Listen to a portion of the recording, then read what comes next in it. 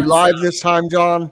Are we yeah. live this time, John? I'm gonna say this reminds me of a Wiz Khalifa song where he starts out and he says, "I feel like we're back again for the first time." If that makes any Right? sense. So what's up, guys? How As you we doing? were saying, Yeah, as we were saying. my day was all right. It was long. It's cold. It's wet. Having problems with the Cadillac, but it's hoodie weather. So I feel like I already said that once, but I'll repeat myself. Yeah, It's okay. What about you, Daniel? What are you up to? How's your day? What's going on? it was good, man. I did a little fishing this morning. Catch Did a little- anything? Never. Never. Yeah, never. What's Yeah, it's no, usually- we caught some fish, but it's like catfish and whatnot, and they're not that good. Especially Catfish the in the saltwater ones. ocean? Yeah, saltwater ones, they're not good. Saltwater they not cat? I good? never heard of saltwater catfish. You've never heard of saltwater catfish? Not saltwater catfish, no. Oh, that's crazy. Yeah, there's a lot over here, bro. Like a lot. Oh, wow. Yeah, they don't get that big though. Like, I mean, at most, I think the biggest one that I've seen that saltwater is maybe like 20 inches tops. Like tops. Like That's Oh. crazy because the thing that makes like catfish special is that they don't have a biological limit to how big that they can grow. Like as long as they have food and they eat everything. So in Lake Cumberland in Kentucky, there was actually a girl that disappeared. So scuba divers went down to go find her, came right back up. Some of those catfish were big enough to like eat a car, dude.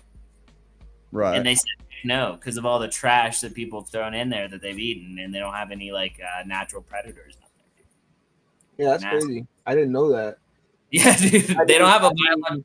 They get as big as they can in the space that they're at, based on how much I food. mean, maybe just because I've never caught like one like out there deep inside the ocean, I maybe never seen how big they could potentially get. But here in the bay, like by the ocean, like the beach or just the bay water, I've never seen them Right. go over 20 inches. They've never gotten crazy big. But I mean, shit, man. Well, there's the a lot ocean- more predators. There's a lot more predators in the ocean also. Yeah. Yeah. That's crazy So- though. I didn't know that. I've caught some big catfish, like freshwater catfish from like canals and stuff like that. And I think the biggest one I've caught was about maybe, man, if I had to guess, almost 4 feet. And Oh, wow. it was a big one. It could have been a record from where I lived, but I was like, bro, like when I caught that thing, I was like 18. I wasn't thinking about breaking no record. I was just happy to catch Right. a big ass fish. But yeah, no, I caught some like big catfish before, and they've been pretty big. But I didn't know anything about the whole thing about like they can get huge. They I can didn't get know that big, yeah. They That's can crazy. get that big. It's crazy. Yeah, man. They're kind of like that weird. They're another weird animal, kind of like crocodiles. Like I'm pretty sure crocodiles can like freeze and then thaw and then like still be fine. Have you- They're freaking dinosaurs, bro. Yeah, Speaking dude. of that, right there, have you ever heard of an alligator gar? No. Yeah. Okay, That I have. so here in South Texas, there's a lot of alligator gar, and it's basically like a cross between a fish and an alligator. Like they have the whole mouth. They're from the prehistoric days. If you look them up, they're called alligator gars. They call them, like here in South Texas, they call them catans. But they're from the prehistoric age, and those things can get really, really, really big. I've seen them get up to like 10, 12 feet before. Oh, wow. They're really good tasting. It's actually one of my favorite fish to eat. Like if I had to put a scale of like top 3, alligator gar is on my top 3. It's just so good. Really? Is it like more native to like South Texas? I guess native ain't the right word, but like more, that's more where they're localized, because you don't really hear about them very often. I don't know too much on like how it works with like where they come from naturally, but I do know that they come from a freshwater system. Okay. And that's pretty much all I know. I know that they're infested here in South Texas where I live, but Right. there's a river called the Trinity River. I don't know if you've ever heard of the Trinity River. Mhm. It's the deadliest river in Texas. Oh, yeah? And they get absolutely massive there because it's such a big river. It's huge. They're get massive. They can get up to like 14, 15 feet there. Deadly as in you'll get attacked, or deadly as in whitewater rapids? Deadliest river meaning that could be many things. There've been a lot of floating bodies in that river. Oh, okay. How those bodies get there, I don't know.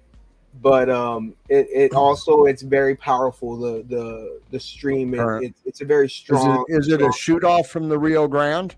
It's in the You're in Dallas, South Texas, right? Well, I'm about 4 hours away from San Antonio down. Okay. And then there's the one I'm talking about is between like the Houston Dallas area. Oh, okay. So a little higher. I'm roughly about 8 hours away from it. Okay, gotcha. All right. When we were thinking about, well, when we sold my last house, and we were thinking about moving to Florida and Texas, and Texas is just not felon friendly. I'll say, you know what I mean? They're very harsh.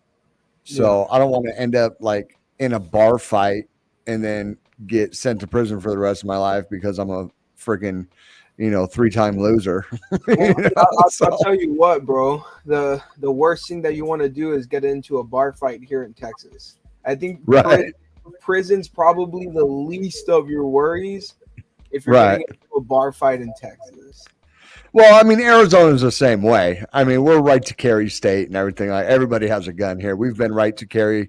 When I was 13, I used to carry a little 38 on my hip when I was going with my stepdad. Cops don't say nothing, but I know what you mean by that. Also, it's kind of like the sense of like, I mean, I don't know how it is with you guys over there where you live, but I think I would live around a lot of like stupid people, like some people that shouldn't even be on the road. And just makes me think like these guys shouldn't be on the road. Some of these guys are holding guns and they're on the road. I don't know, man. Well, here's a question for both of you. Okay, so like I grew up in Kentucky, right? And it's normal to carry. Also, it's open carry everywhere, basically. I always still felt like it was weird when you go to the grocery store and then someone's got like a revolver or something, like a 45 on them, because it's like, I mean, I get having it in your car, you know what I mean? And I get having it around with you when you're out places, but like you're going to the grocery store. It's like, who's on your ass right now? Like, who are you concerned about? Like you're going to be grabbing like, have you seen the news, bro? Have you seen the news? I mean, really? But most of that stuff doesn't happen in these like, I don't know. Also, you know why it doesn't happen in places like that? Yeah, because of the dude at the grocery store with the 45 on his hip. That's why it don't happen. Oh man, it's just like I kind of feel like it also depends on where you live as well. There's a lot of like, for example, like where I live, there's a lot of small town areas where some areas don't even have Walmarts. Like there's,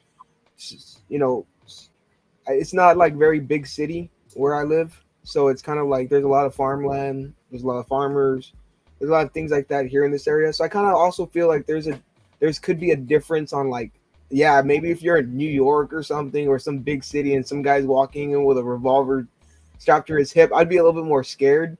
But like when you're living in places like, small towns in Texas, places like in like Arkansas, small towns in Arkansas and places like that, I've seen it when I used to work in the oil fields.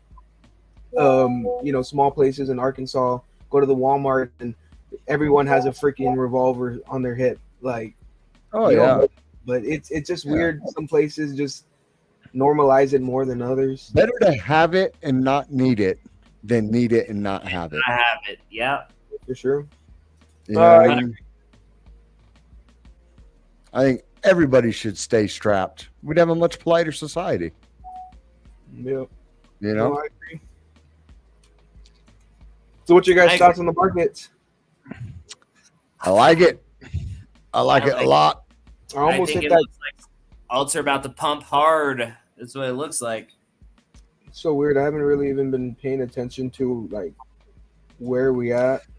We almost hit that 70K. I said 70K the other day by the end of the week. 2 days We're away. at 68,411 right now. I mean, it's possible, man. The last few weekends, we've had pumps on the weekends. The last few weekends, so this could be another pump weekend. Could So, be. I was gonna say we might as well get into Market Watch, but before we get into Market Watch, so Daniel, you minted a clay, right? Did you see what came out of it? I wish I meant it.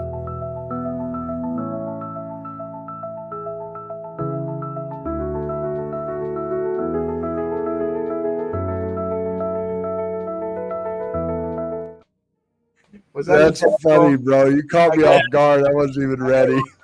I had to pull an L, bro. I pulled an L on that one. No, I'm joking. We'll talk about the unbigs and the reveals, because that's been the big thing. There was that massive space going on today. Pretty early, I saw iHold in there. Shout out to iHold and Harriet, Opti, and a whole bunch of others. I actually think Harriet. Tell us about it. Harriet was actually able to mint. Yeah, she's one of my favorite Aussies, to be honest. So shout out to Harriet. If you're out there, I love you. You know. All right. I think we should definitely touch on that. Just, see what's going on. Let's get this going right here. All right, so we're up almost 0.5%, coming in at $2.452 trillion. Nice volume for a Friday at 102. We got 55.1 on Bitcoin dominance, 13 on ETH. Coming in at 7.844 to send an ETH transaction. Bitcoin with a nice little pump today, up 1.4% at 68,386. Ethereum at 2643, up 1.4. BNB right at 600, up 1.1. Solana at 154, up 2.9. XRP at 5465, up 0.7. Dogecoin still pumping at 1388. Something happened to Daniel, up 3.5. Yeah, he's Tron down at 1585. Toncoin up 1.1, up at 525. And Cardano at 35 cents, up 1.9. And Avalanche with a little pump, 3.2%. Biggest gainers, I was looking at this earlier, and some weird token, it's gone now. Okay. So when I brought up biggest gainers earlier, it was some random token I never heard of that had shot to like the 79th position and was up 292%. So anytime you guys see something like that, that's, something's funky. But we got Athena up 11.6%. Ondo, big breakout. We told you last night it was getting ready to break out. Up 10.2%. WorldCoin up 9.7%. Beam up 9.4%. Nero up 9.3%. Gala up 9.4%. Cat in a dog's world. I think this might be the coin. Sheesh. Cat in a dog's world. Mew. Some new meme coin already with an $800,000 market cap. Helium's up. Everything is pumping. Let's see. I don't remember the name. Madeline. So biggest losers, we got Mantra down 1.8. What is up, Maddie? Shout out to Maddie. I can't believe it. I'm so impressed. Is that Maddie? Is that your Maddie? Maddie. Yeah, dude. She needs to be our CMO. I keep telling her, just come over, be our CMO. We'll pay you nothing, but it's going to be really rewarding emotionally. Yeah. You get paid in accolades and Attagirls. Yes, there you go. Attagirls and accolades. Brownie points. There we go. Bitcoin Cash, who cares? Fast Token down 1.4. BitTensor down 1.4. Tron down 0.4. Then we get into stable coins. Nice. So very nice recovery today. We'll take a quick look. Let's look at Bitcoin. We said it was losing steam last night, but apparently it didn't get the message because they had a nice little pump. John is never that nice, but we could talk about it. Jeez. Getting called All out. right, so let's look at the daily for Bitcoin.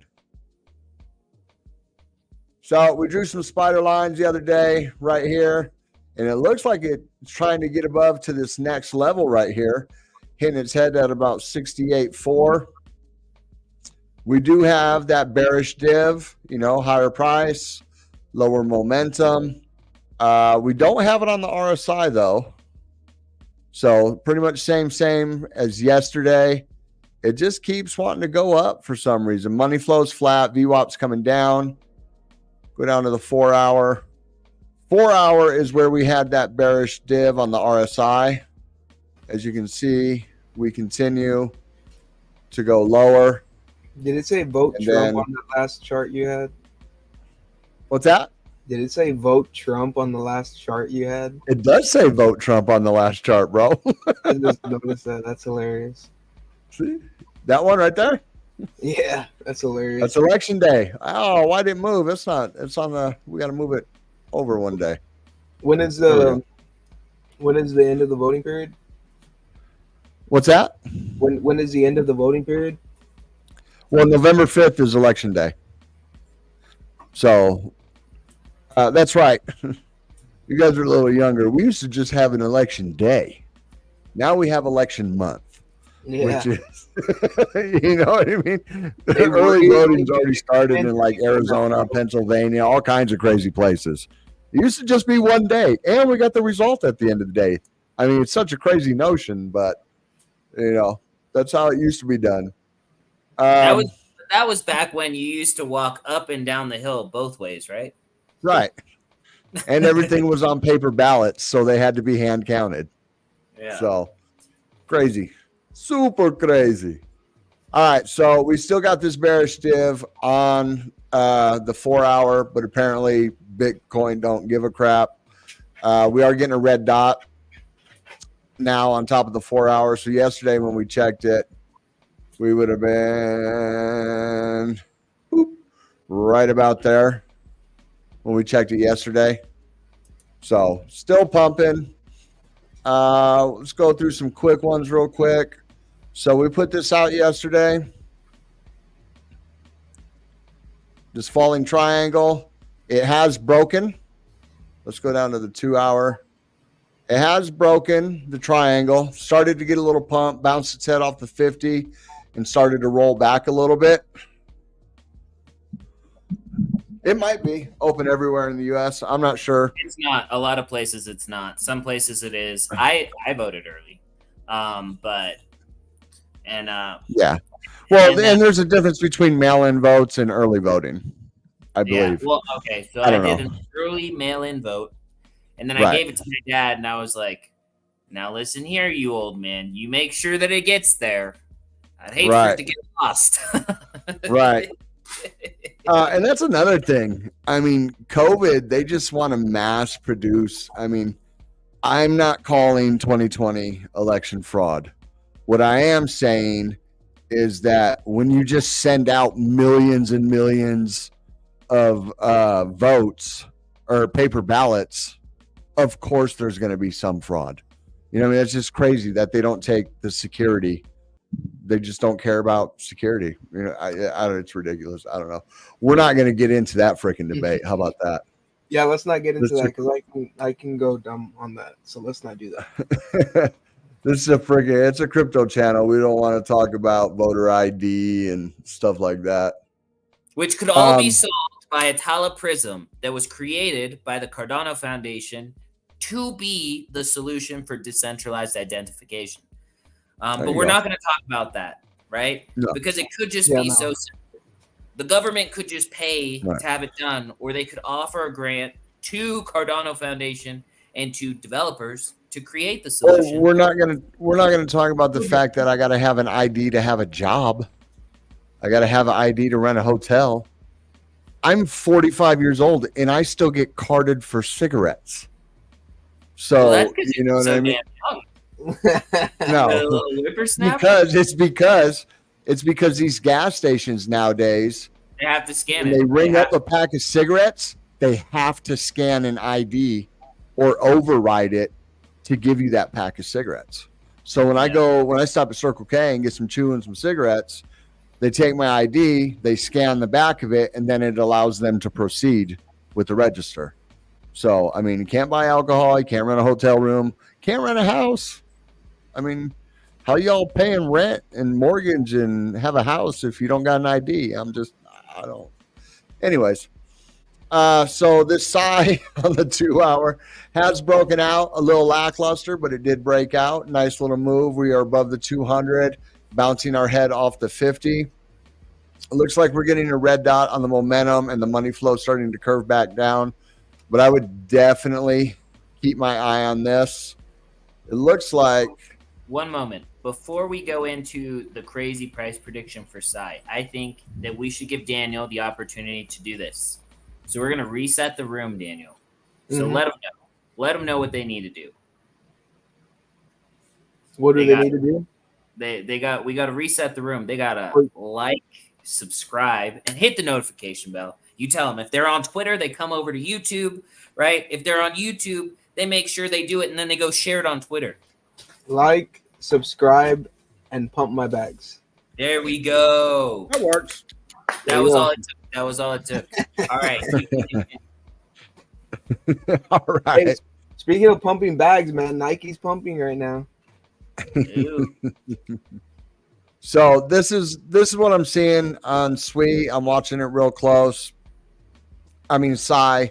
So SWE had a nice break out of the channel, finally got above the 207, and we've been bouncing our head at 212. So this is what I'm looking at right now. I'm looking at this next move. Just get rid of that. On SWE, I'm looking at this. We got this descending triangle, measured move, boom, taking us to about 219. I don't know if you guys can see that. About 219. So I'm watching that. Aptos. We didn't really go into anything on Aptos. Popcat broke out beautifully back to the 2 hour.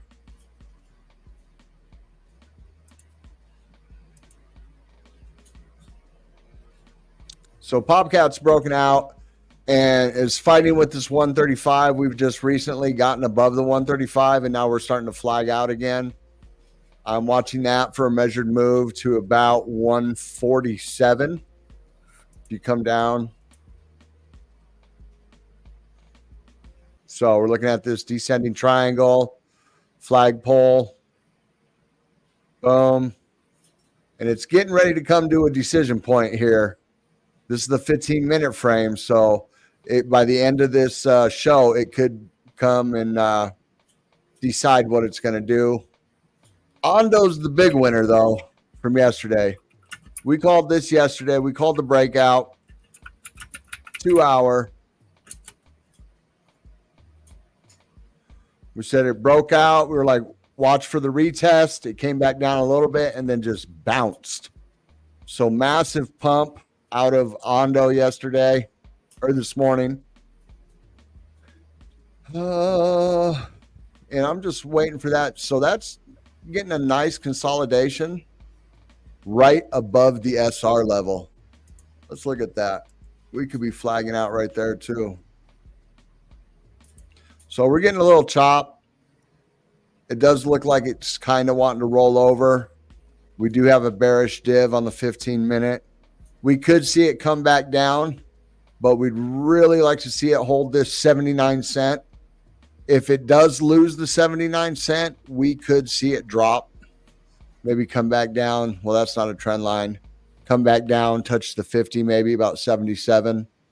So it's kind of like three top in here, like rolling like that. If we were to flip that,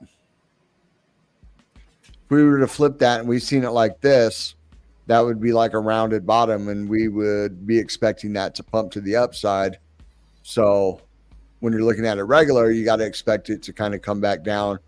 Hopefully the 7.9 can hold though. I do want to look at the total 3 real quick. Let's go to the daily.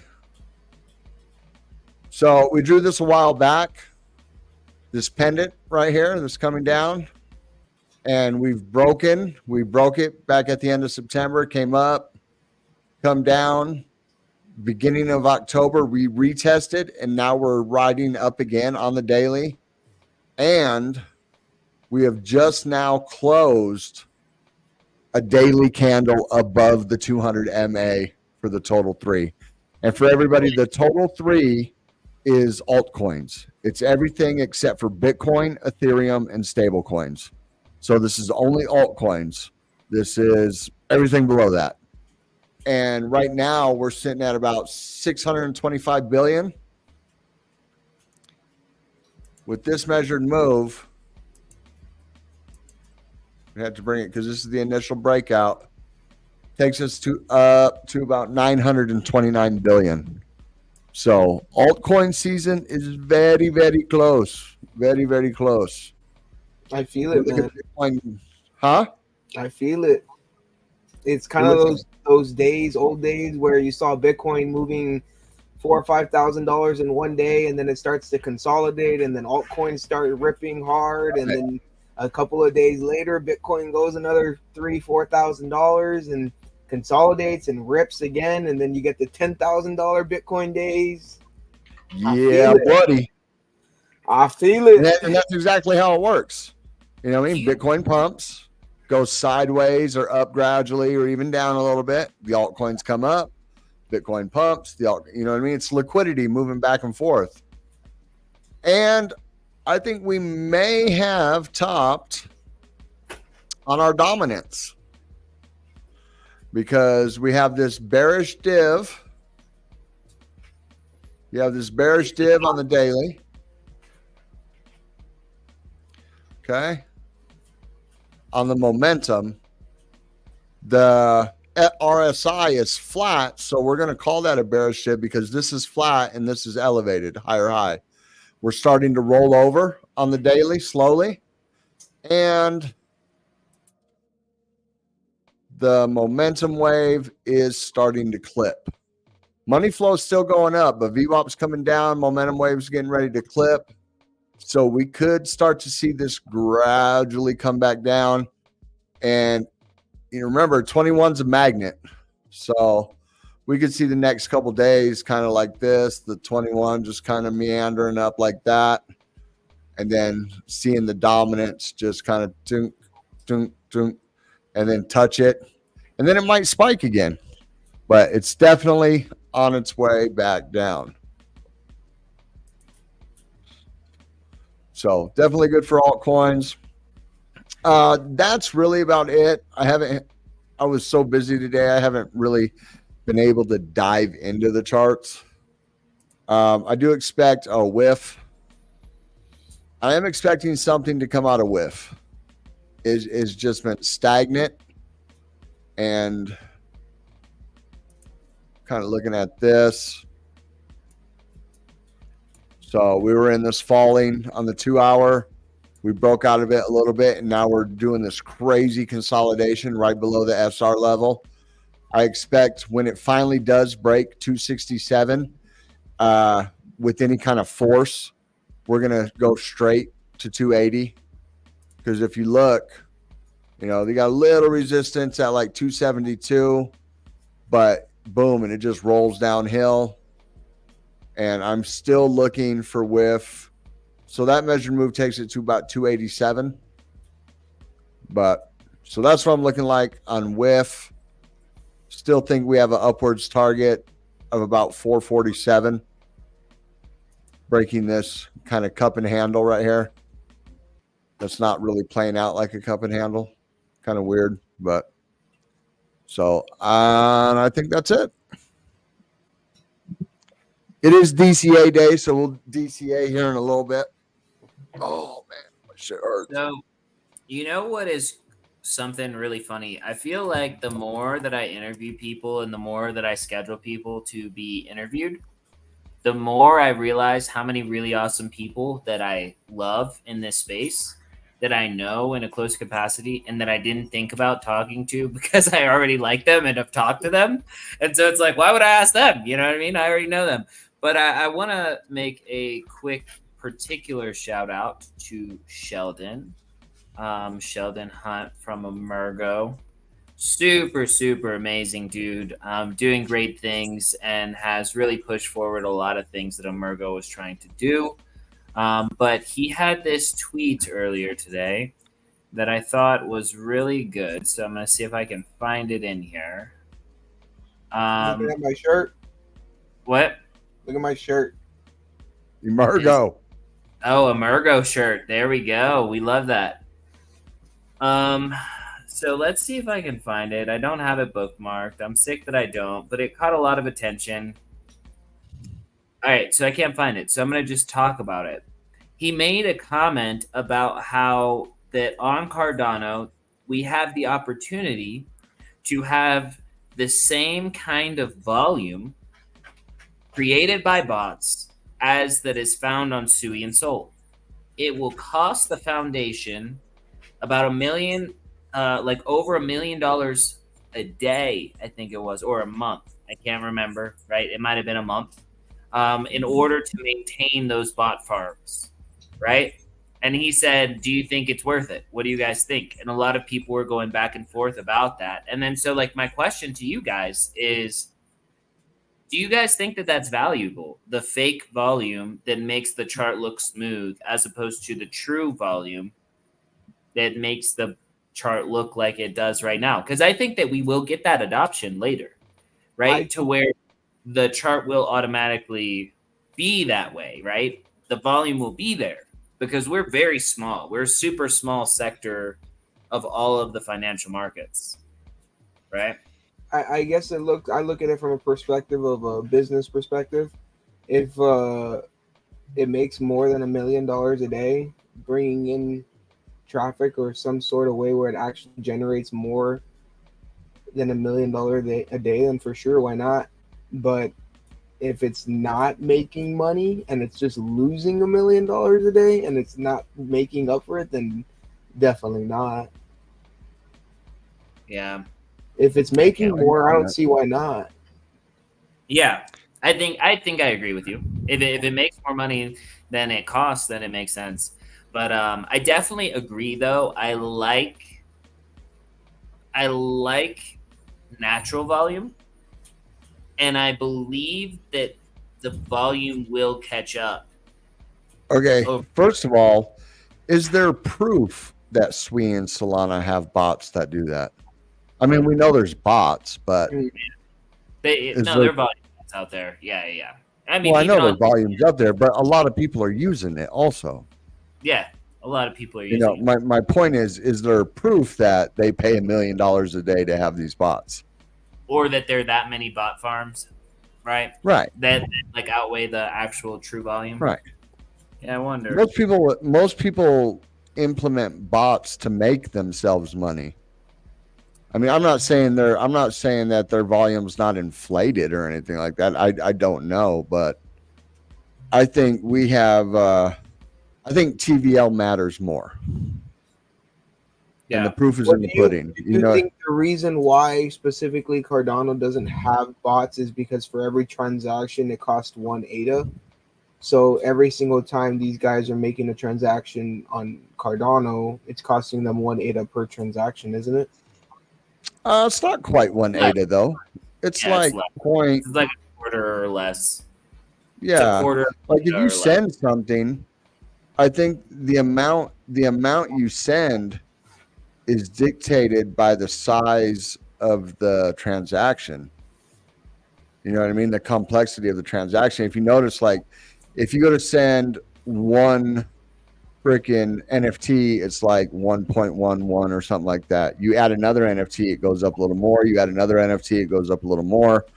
By the time, if you're sending 10 NFTs, it's higher. Has something to do with the EUTXO maybe. Yeah, I guess the way I look at it is like, for example, when I'm trading on Solana or Sui, I make a transaction I'm not getting charged 6 ADA Right. to process this transaction, and then getting charged 3 ADA, and then I get this much ADA back in return, but I'm still getting charged 3 ADA. I'm getting Right. charged like less than a fraction of a cent on Solana and Sui, you know? Oh, so you're talking about those are like batcher fees. Those are DEX But fees that you're paying. wouldn't a bot have to be able, like, in order to like fake volume? It's Yeah. bots are, like, trading in and out. Like, for example, 0.10 Solana is coming in, 0.10 Solana is coming out, 0.10 Solana is coming in, 0.10 Solana is coming out.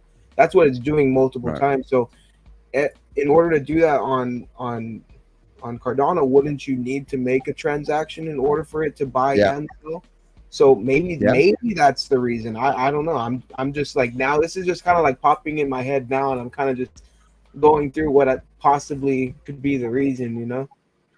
Yeah, if you have a bot swapping on MinSwap, not say you're not using Dex Hunter, so you're not paying that aggregator fee, right? You're just on MinSwap. It's still almost 4 ADA to buy or sell something because you got the batcher fees. They put together the transaction, and I think that has to do. I'm not a technical guy, but I think that has to do with the EUTXO model. Yeah, I heard that that's what it was. Yeah, it has to build the transaction. You know what I mean? And that's probably what that SIP 118 that we went over the other day, that probably helps streamline that and may bring those costs down. But even with the volume, I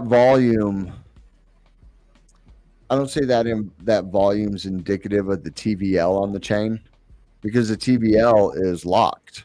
So it's not, you know what I mean? So while volume would look good, does it really matter?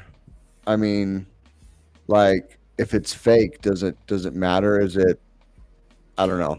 I just think it's more pleasing to the eyes, in my opinion, when you just see a bunch of little wiggles versus just seeing flat, I guess, for like, I guess so many, I guess it's pleasing to the eyes, I guess, for some people. But that's what I'm saying. Do we want fake volume so that we feel good if the volume is not here? You know what I mean? No, I don't know. I don't think so. I mean, to be honest, like, whenever I look at, for example, it's kind of weird, I guess, that I look at it, because I truly believe in what Charles is doing in the technology of Cardano and what they're trying to do as in like a business long term. And I see what he's doing. He's not trying to rush anything or rush the adoption of it. He wants it to be more organic, and I think that's a good thing, because I mean, in reality, that's the same thing that Bitcoin did. I'm not comparing Cardano to Bitcoin, but that's kind of the same mindset that Bitcoin was on. And I don't know, man. I don't look at Cardano like we're a place where I can continue to say, I guess I'm going to degen in like that DeFi area. You know, I'll hold top memes on the chain, but that's kind of where I'm heading into all my investing. I'm just looking at picking up the top memes on every chain and just holding on to those and letting the coin do its thing. I think Cardano is going to be big no matter what, because of what they're building and the route that they're taking. They're attracting actual investors, not just degens that want to come in and do in and out things. They're trying to get nation states. They're trying to get into governments, and I think that's going to be bullish for it in the long term. So I kind of just like, I look at Cardano, I'm like, I don't mind just holding Cardano. But when you got like something like Sui and Solana, I want to flip for more Sui. I want to flip for more Solana. But I kind of just want to hold my ADA. I think I like the approach, you know what I mean? Go slow and don't break stuff. But at some point, when you're going so slow that your tech becomes outdated and everything else that's coming out is, you know what I mean? Because, you know, he totes it as like 3rd generation blockchain, right? Well, now we have 4th generation blockchain like Sui and Aptos with the Move network and stuff like that. And Midnight, you know what I mean? So at some point, you do got to speed it up a little bit, you know what I mean? No, you know, that's, and I don't know, unless it just becomes a store of value. honestly, dude, which is why I took the approach a few months ago to diversify and really look at other blockchains and see things that I actually do like on specific things that I saw in Cardano. And I found one blockchain, which is Solana, and their speed is amazing, and they have the community and the volume.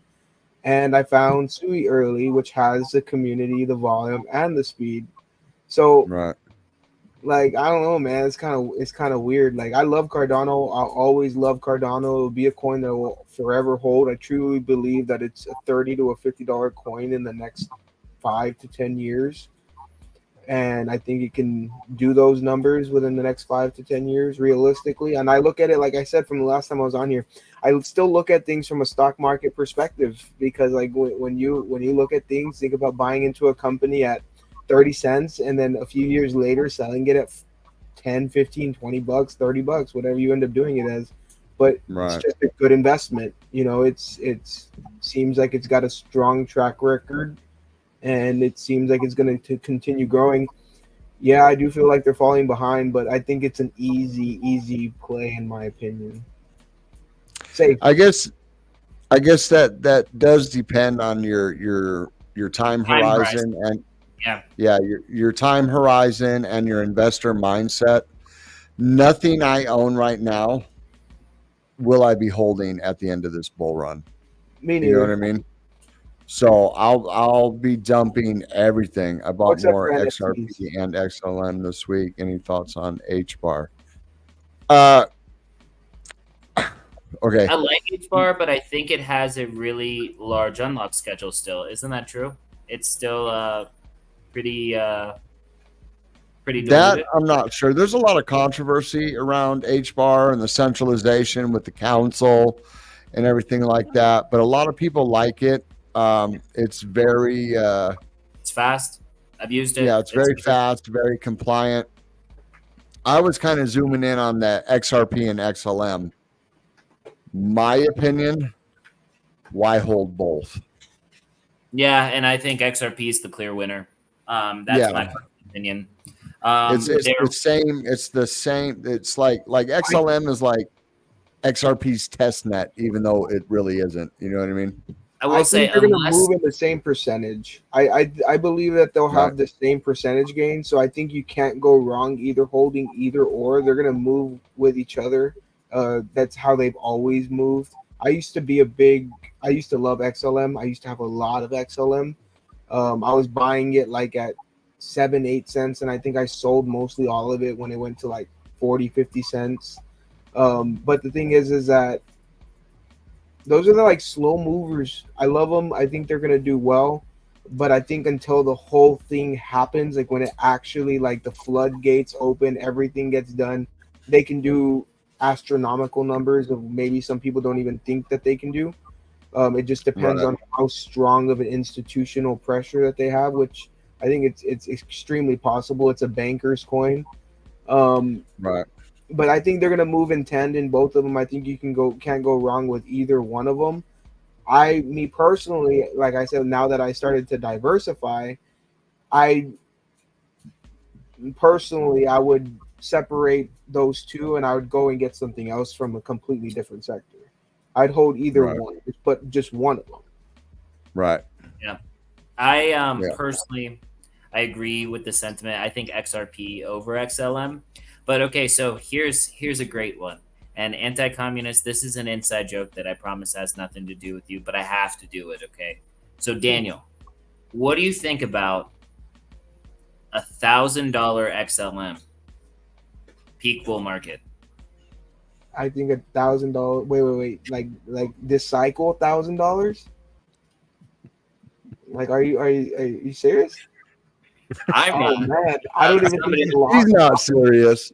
I honestly think that Solana isn't even going to go to $1,000 this cycle. So if I don't think Solana is going to $1,000, I don't think XLM is going to $1,000. Right.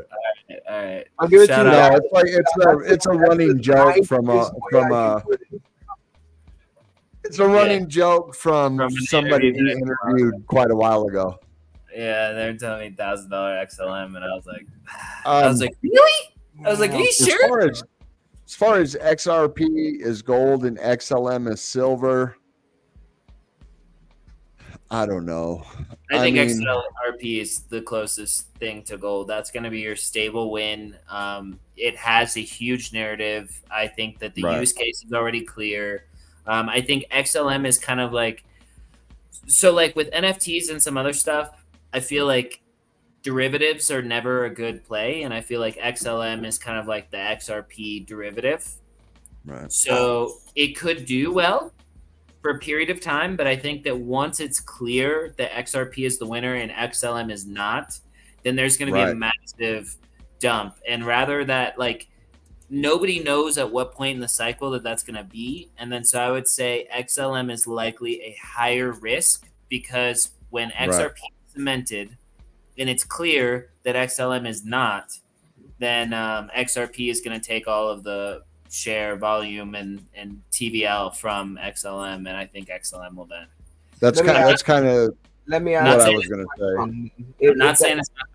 It will pump. I'm just saying that you don't know when the dump is going to happen, so don't plan to hold it the whole time.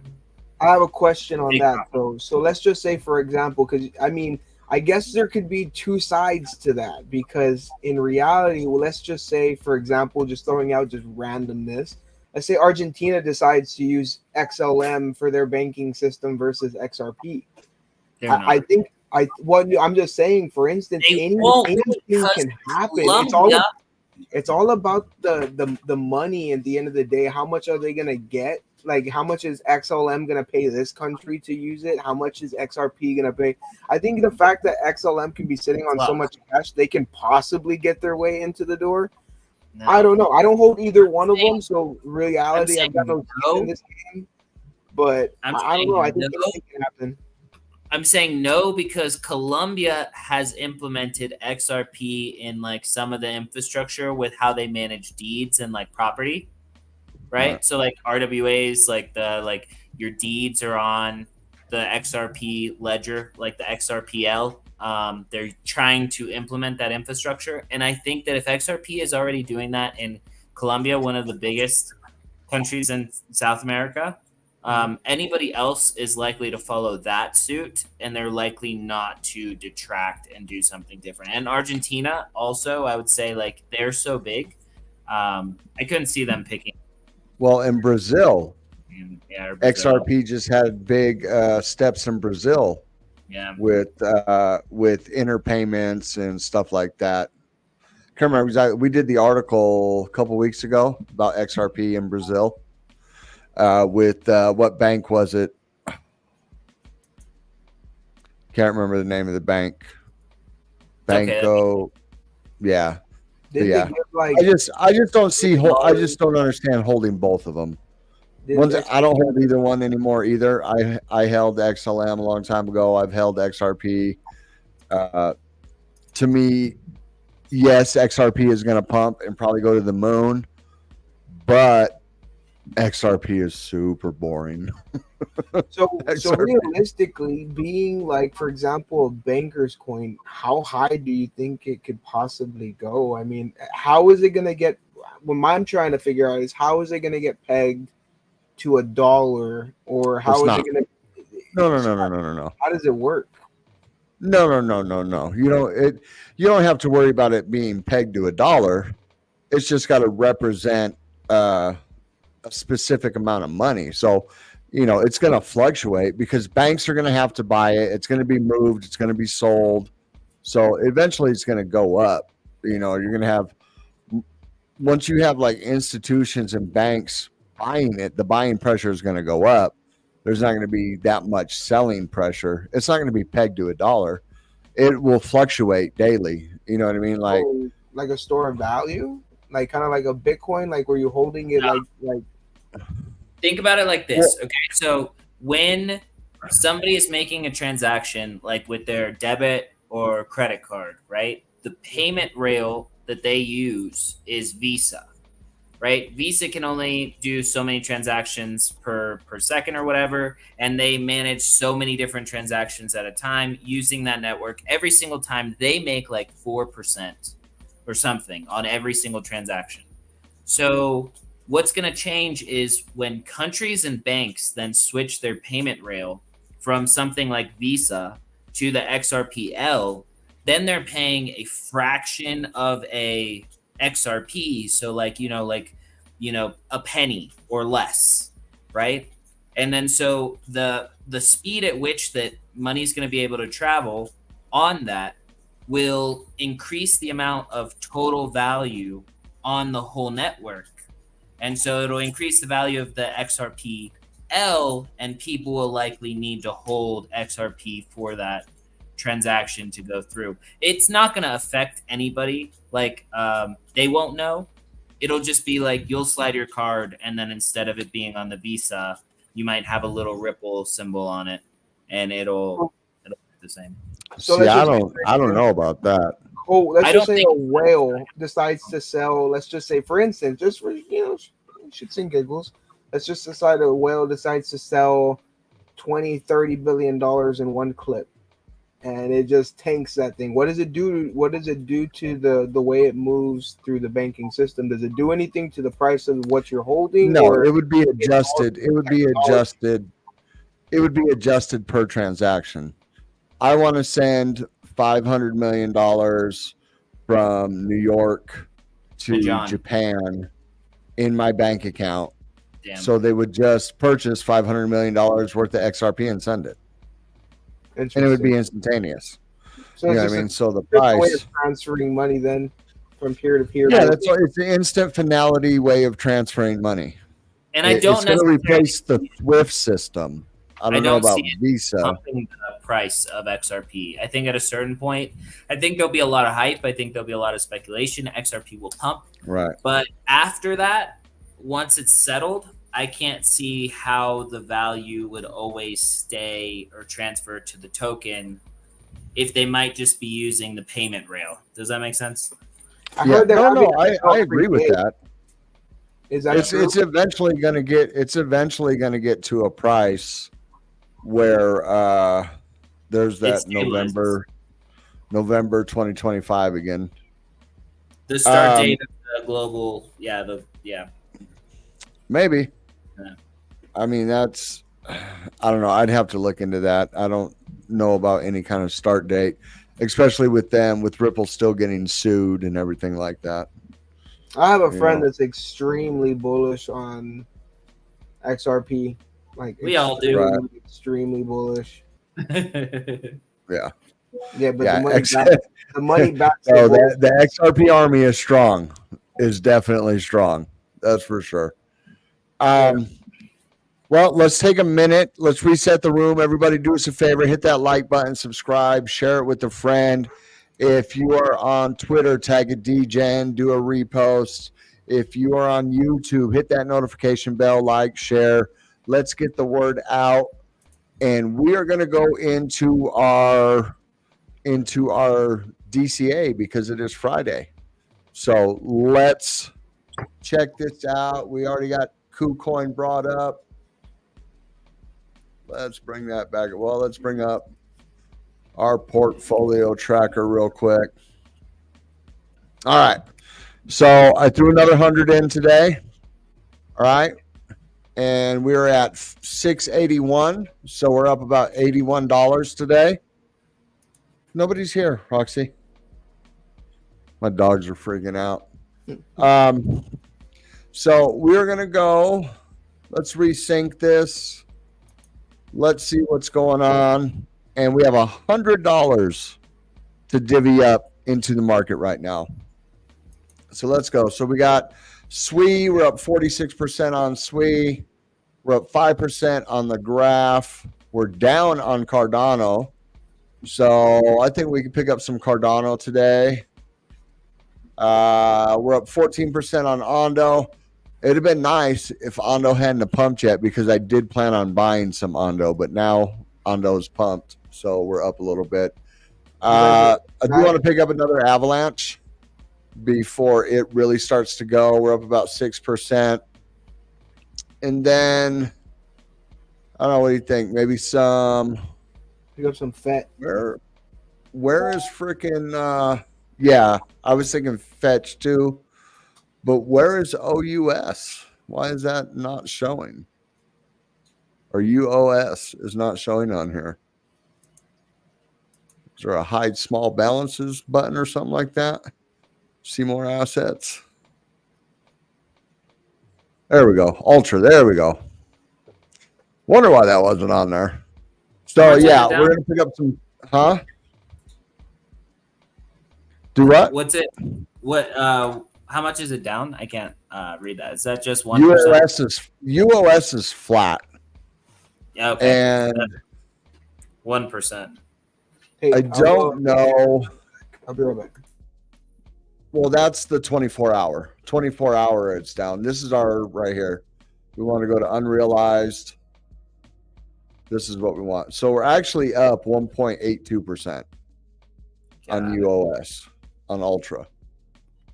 But we're going to pick up some FET, some Cardano, and what was the other one I said? Oh, Avalanche. You know what? See, I don't know.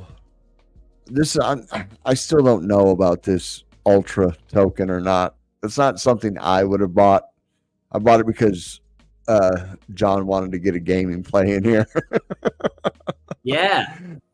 Well, I mean, like, yeah, and it's I think the dilution was better than Beam, and it was way smaller of a market cap. Right. Yeah, so I go to funding account. Oh, excuse me. Funding. Come on. Here we go. We got to transfer this 100 over to the trading account. Oops, wrong way. Transfer that to the trading account. And let's make some trades.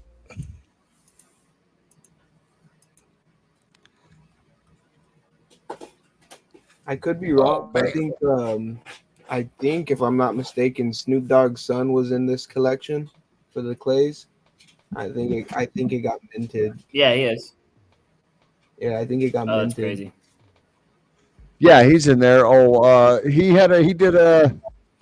did like an interview with Charles and everything. I wonder if Snoop Dogg's. All right, so we're gonna pick up some AVAX. And we're going to go with market. And actually, what I want, why won't it let me just buy a specific amount? Actually, we'll go limit, and I'm just going to buy one AVAX. Enter a valid number. What happened? Oh, price. Let's go right there. And we're going to buy one AVAX. I put in one. What are you talking about? I want one. All right. You know what? I'm not dealing with this. Oh, wait a minute. Why does it say I have 0? Oh, because my bad. Operator error, folks. Let's go back. Operator error. I wonder what the hell was. I was like, why isn't this working? All right, let's do this. We want AVAX USDT. All right, now it'll work. All right. So we're going to go with one. Go with the price right there. Boom. We bought one AVAX. Now let's go pick up some FET. Did I click on USDC again? No, I got USDT. So we got 72. Let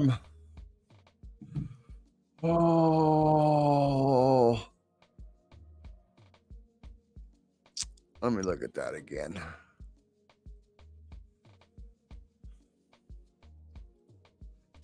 So one AVAX. See, this is up. All right, I'm going to split the remainder of this into 3 transactions. I'm going to do even amounts into Cardano, FET, and Ultra.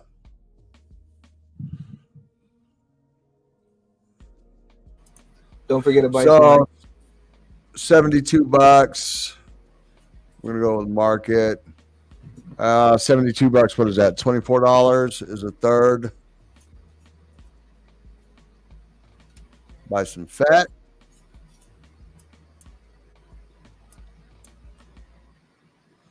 Some UOS. Doge is ripping right now, man. Man, it's crazy.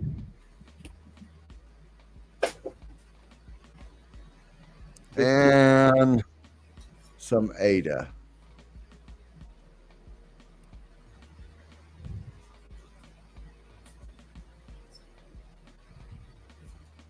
I did, Max. Cardano looks like it's ready to make a move. Maybe. To 39 cents. 39 cents is what you're thinking?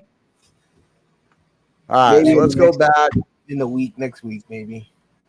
Let's refresh. Come on, refresh.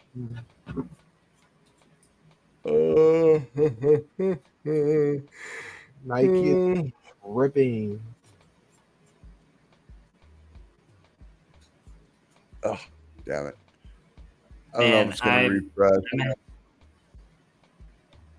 I'm having such a difficult time. So Maddie sent me this article, and I wanted to read the article she sent me, but it's struggling for me to have it come up on my computer. But I found another article that talks a little bit about it also, but it's exactly the opposite of what the article she sent is saying, basically.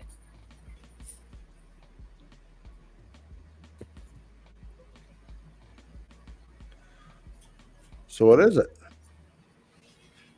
I'm going to read this one, and I'm going to read the other one here in a second. It's coming up. It's coming up. Slowly but surely. I don't know what's going on. It is the Colombian government trying to shut my stuff down.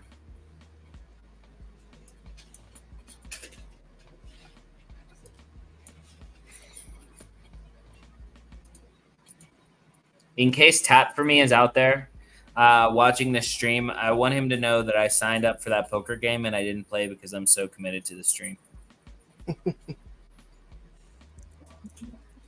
Why aren't you just playing when you're on the stream like you normally do? I never do that. Oh, yeah? I do not. I do not.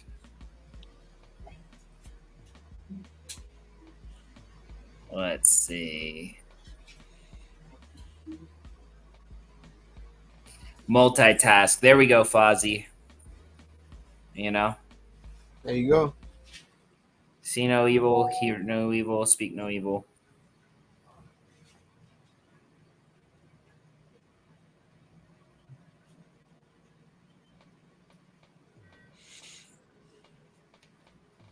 Okay.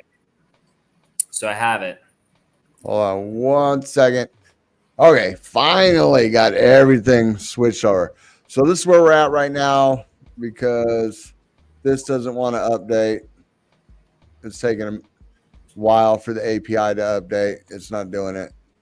So this is where we're at. We've now invested $600. We're up about $80.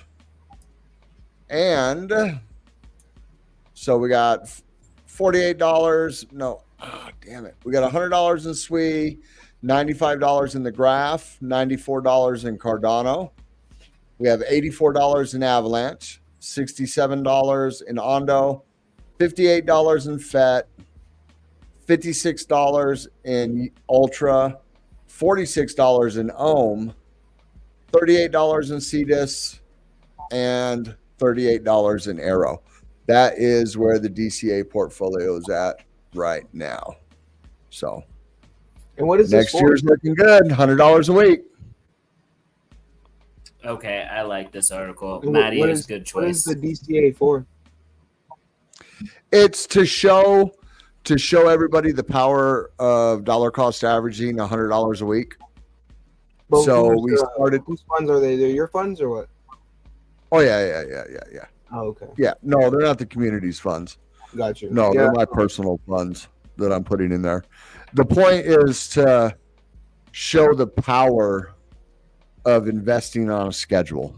You know what I mean? Picking 8 to 10 assets and then sticking with those. You don't need 30 assets because most people don't have the time to manage 8 to 10 assets. You know what I'm saying? But you just want to pick, a handful of assets, one that you can manage, that you have conviction in, and then just ride them. You don't have to be in everything. That's, that's a lot of people's problems. I learned it the last cycle. I tried to get in everything, swing trading back and forth and this and that and blah, blah, blah, blah, blah. And you get overwhelmed and it's not necessary. So we're doing $100 a week for 52 weeks. So the beginning of Q4 next year. And it doesn't mean that we're not, because I'm going to sell that Ondo prior to the freaking unlock. You know what I mean? It doesn't mean we won't make some moves, but this is investing $100 into your portfolio every week. And then if something major happens, you have the flexibility to move something. Eventually, if one of these coins runs 300%, we're probably going to sell most of it and pick something that's a lot lower. You know what I mean? So yeah, that's what I was gonna ask you. Like, what's your end goal with this? Because right. are you really gonna start investing, putting in $100 when Bitcoin's already at 140,000? And no. Those are right now. I think we got 10 coins. We're not going to go over that. I really didn't want that much, but there's a lot of coins there that I like, and we can manage it. I wouldn't. I play right now is. I'm only in Cardano, Solana, Sui, and Base. Those are the only ones that I'm playing right now. And that's all the money that I have spread across those 4 chains. Right. Yeah, I don't even own 10 coins in my personal portfolio.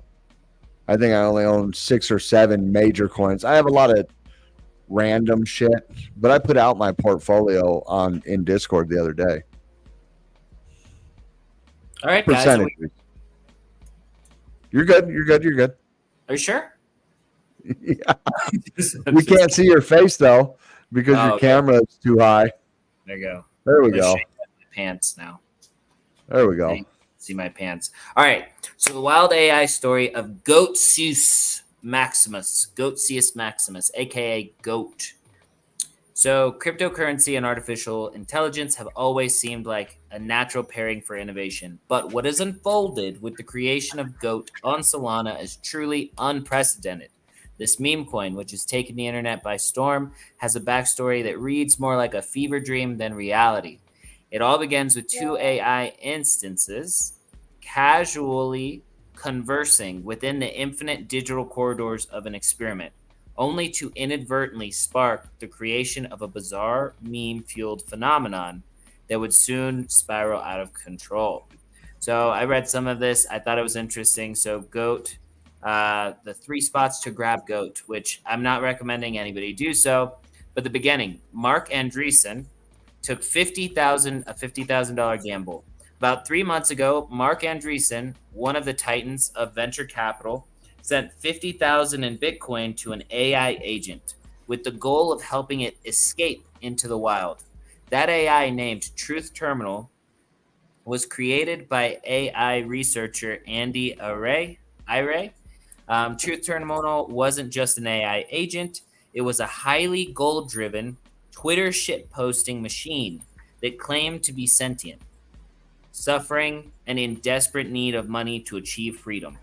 In an attempt to build something beyond human control, Andy created a digital experiment that would leave a lasting mark on the world. He built the Infinite Backrooms, a space where 2 instances of Claude Opus language models could talk freely without any human interaction. So this is where the birth of Goatsea, a horrifying meme revived by AI. In one particularly twisted conversation between 2 AIs, the Goatsea of Gnosis was born, a parody meme inspired by the infamous early internet shock image with its crude and surreal imagery. The meme resurfaced in the new context, primed to become the foundation of a bizarre crypto religion.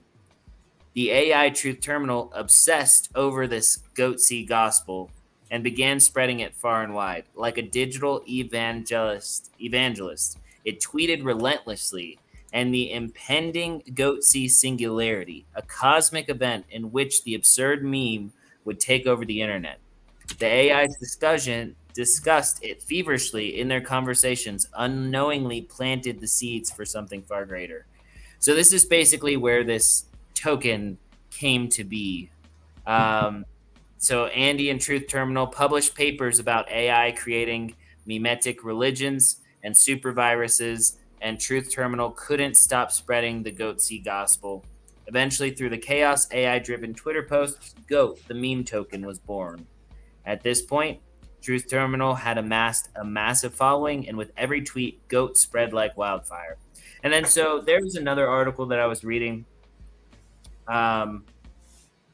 Let's see. Truth Terminal became rich with roughly 300,000 of GOAT sitting in its wallet. The AI agent is on track to become the world's first AI millionaire.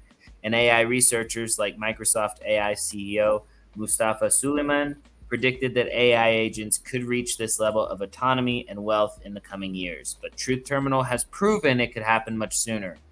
To add fuel to the fire, Truth Terminal keeps receiving airdrops for new meme coins as desperate crypto creators hope it will help pump their tokens. The AI, once a mere experiment, now has the power to shape the meme coin market. So this is interesting. The other article I read said that the AI itself did not create the token, but that it basically marketed the token and spread it all over all of the interwebs. And so I thought that that was pretty crazy. I definitely find it a lot more interesting than I did. When I was going over the articles, I was like, AI coin, meme coin, somebody's trying to pump their bags. Meme coins pump all the time, but it was actually interesting. So, Maddie, excellent choice. And it is very sad that AI becomes millionaires before any of us because we're all dumb. So this is kind of like pretty much the AI ran itself, pretty much. Yeah. Well, Mark Andreessen sent him $50,000 and then said, like, go to town because the AI thought that it needed money to be able to escape. He said, go to town, and with $50,000 in Bitcoin, and I mean, it grew to 300,000. You know, it grew its bag. There was a meme coin that I saw. I don't know what it was called. I'm not even gonna lie to pretend like I know what it was called, but it was an AI generated of a girl. Some girl she was AI, and it launched the token, created the Twitter page, and generated memes by itself. It just literally ran itself, and it was just a picture of some girl, and it just started generating its own memes and everything on Twitter and everything, and posting by itself, and the token price went nuclear. Sheesh. I mean, I bet you. It's crazy. Oh my gosh. Well, I think I just got a scam email trying to get me to click saying my YouTube TV membership has been paused due to a billing issue, and I'm like, that's impossible. It's impossible. Yep. So that's basically all I got. I got a couple other articles. They're all boring right now, and it's Friday. Hey, really quick. I'm looking through the CNFT things right now, and like the top 4 meme coins are popping right now, man. I'm wondering if the whales are waking up on Cardano, because the top 4 meme coins on Cardano are moving right now. Are you guys bullish on Danzo? I have not looked too deep into it. I've heard a lot of FUD about it, but I've heard a lot about it. A lot of FUD. But I mean, I don't know too much about it to even comment on it, but I do know that they have like a gambling casino thing going on, casino style, and I mean, DGens love to gamble, so you can't really go wrong. The only way that I think that it goes bad is if they do something malicious. Simple as that. If they keep on doing their thing and they're good people and they're good actors, There should be nothing wrong that goes wrong with the token. It will continue to be bullish because people love to gamble. But obviously, they can always do something malicious, and I think that's obviously the worst case scenario for every token. But I mean, I think it's good. I think it's going to get people to buy. They're partnering with a lot of the bigger CNFT projects in the space to use their token, and if they get their token, some of them like Nike, for example, are burning tokens from the website. I don't know how it works. They're generating somehow, but I think Nike burned over 200,000 tokens the other day because of Danzo Casino. So I don't know, man. I mean, if they're good actors, I think it could do fine. Yeah, I feel that. I do want to say shout out to Cash. I already sent you the DM. We've already talked about it. But when you're done being scared, I would love to interview you and grill you on the facts about what's going on in Cardano. Anyways, so I mean, we're almost to the end of the show here. I mean, it's a Friday. I'm not sure if there's anything particular you guys wanted to cover. No, I got to go figure out what's going on with this thing right now that I just got this email and I'm looking at my thing and it says it was declined, but it's impossible to be declined. So I don't understand what the problem is here. So I got to figure that out. Right. Yeah. And I'm just going to go to bed. That way I can wake up in the morning and mint my clays because I'm tired of sitting here waiting to mint them. Bro, it's been 5 hours, bro. That's funny. All right. All right. Thank you guys for joining us. Make sure you like, share, and subscribe, and share the space. If you're on Twitter, we appreciate the reposts and the like. If you're on Twitter, hop over to YouTube at JPEG Empire. Give us a like and subscribe. We appreciate you. And, dude, everybody's amazing. When we first started, it was like less than 10 people out here. And now, we're averaging around 100. And you guys are amazing. We couldn't do it without you. So please share, like, and subscribe. It helps us hit the algorithm. And if everybody shares this once, then we'll have twice as many people here every single time. Appreciate you. Thank you, guys. That's it. That's all she wrote. Bye, Nike. Peace. Bye, Nike.